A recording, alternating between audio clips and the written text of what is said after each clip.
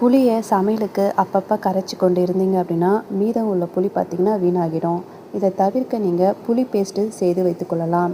பூண்டை அப்பப்போ உரித்து கொண்டிருந்தீங்க அப்படின்னா உங்களுக்கு டைம் வேஸ்ட் ஆகும்.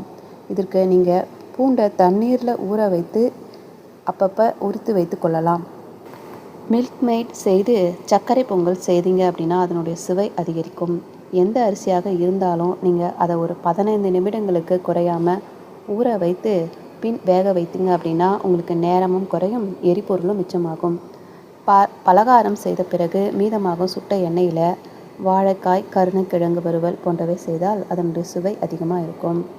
பாகற்காயில் உள்ள கசப்பு போக சிறிது உப்பு சேர்த்து பிசைந்து 5 நிமிடம் வைத்துட்டு பிறகு கழுவி விட்டு சமைச்சிங்க அப்படின்னா அதனுடைய கசப்பு தன்மை குறைவாக இருக்கும். விளக்கு போன்ற பித்தளை பாத்திரங்களை புளி சேர்த்து தேய்ப்பதற்கு பதிலாக எலுமிச்சை சாறை பயன்படுத்தி தேய்க்கும் போது அதனுடைய